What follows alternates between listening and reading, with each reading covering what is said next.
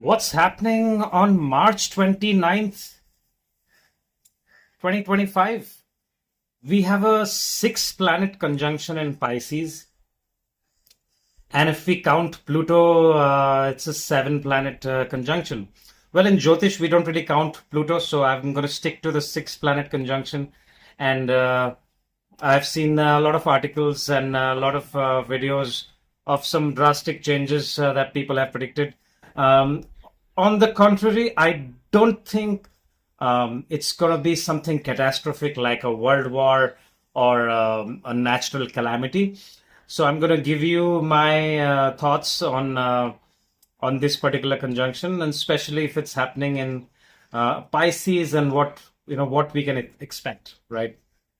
So, firstly, there will be a lot of transformation in people's life starting from that date because Saturn, whenever Saturn moves, see, Saturn is the significator of people's karma and their career and their pending karmas in this life. So, definitely it is, and people might have already started seeing the effect, because Saturn starts showing results from before it transits. So, you don't have to really wait for that transit date. Okay. So I don't think that there's going to be a natural calamity or there will be a world war on that particular date. But however, I think that there will be some major changes in the government of the countries which are in power, for example, America and even in Russia. And there will be positive changes for the peace of in the world. Okay, this is what I think. I think the government that government officials that were fueling the war in the last couple of years, there could be action taken against them, and this could be a step for long-term peace. Now, in people's lives, let me know the ones that did not know about this particular date, about this major conjunction happening in Pisces, and they had already booked tickets for travel during 28th, 29th, and 30th or March or around that time, because I think a lot of people will travel during that time. Okay, and some of their travels could be to either meet family or friends in foreign lands, or it could be to do with something spiritual as well. Maybe they are visiting a temple somewhere with their family and friends, or they are going on a solo vacation, right? So mention in the comments if you are wondering, oh my God, I have made travel plans on that particular date, and there is this major conjunction happening in Pisces. Now, since this conjunction is going to happen in different houses for different ascendants, the results are going to be all different for different people. Also, what Mahadasha you're going through, Venus, remember, is going to be retrograde during this time, and so is going to be Mercury. Mercury is going to be retrograde, and it's forming a very powerful yoga for some people's charts, especially the ones going through Venus Mahadasha, the ones going through Jupiter Mahadasha, the ones going through Mercury Mahadasha. Now, this particular yoga can be a very positive yoga, and that will go on for a few weeks, and that could bring a complete change in people's career and their money making. So some people who have been, especially if you're a Taurus ascendant and if you're going through Venus Mahadasha and your Venus is also very well placed in your chart, okay, and you're waiting for some incoming money from somewhere. So this particular conjunction can trigger incoming wealth, and you might finally get paid from one of your business partners, and you might have been waiting for a while. All right, so try to understand, how the placement of the planets are in your chart, and especially your Mahadasha planet. And if one of your Mahadasha planet is a part, because most of them are, the only two planets which are not a part of this particular conjunction is Jupiter and Mars. And Ketu cannot be a part of it because Ketu has to be polar opposite. Now, we have to look at the position of Mars during this time. So Mars has been playing up for a very long time, and I have mentioned it in my other videos as well, so check them out. Mars is going to be in Gemini during this particular conjunction, and it is going to be in very, very powerful degrees.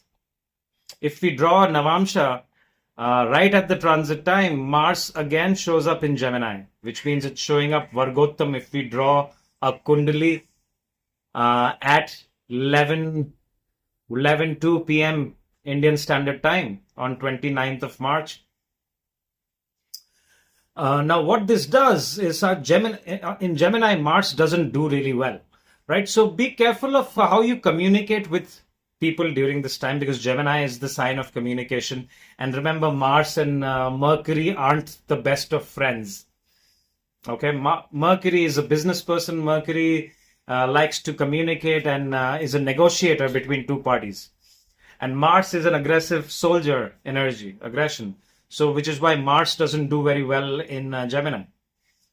And people who especially have Mars in Gemini in their natal charts, it's time to be very careful how you communicate with your family, your business people, and everyone around. So if you have nothing nice to say, don't say anything. It's okay to be quiet and not say anything at all if you have nothing good to say.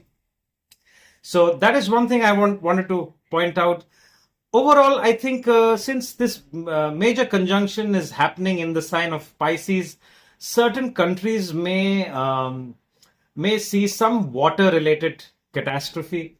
They could be really, there could be some storms or something. So if you're experiencing those things already, because like I said, Saturn, Rahu, these are all malefic planets, and if they are giving results in a water sign, they can really make a solid impact. Also, this conjunction can change a lot of people's lives into and tune into the spiritual realm, because Pisces is a sign of the other realm, a spiritual energy. It is not an aggressive sign.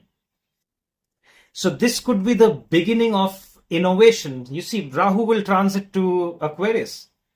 Okay. And Pisces, the mean Rashi, is all about your imagination, your subconscious mind, your dream world. So this could be, the next few years could be fantastic for innovation, for new technology, especially once Rahu transits out. And Saturn being there, it's a sign of Jupiter, of higher learning. So a lot of people may consider learning something new, may consider learning about different religions, right? They may have interest about all the ancient religions. They want to know about the unknown. People may want to venture into creative fields instead of their mundane daily jobs. So this is all I can see. I see more good, especially with Venus exalting this particular sign, because Venus is going to be in exaltation. And remember, Venus is still going to be retrograde during this particular day. And when any planet is retrograde, it is way, way more powerful. So maintain good relationship with your spouses and your family members, because Venus is the Karaka, or the significator of relationships, because it's the Lord of Libra. All right.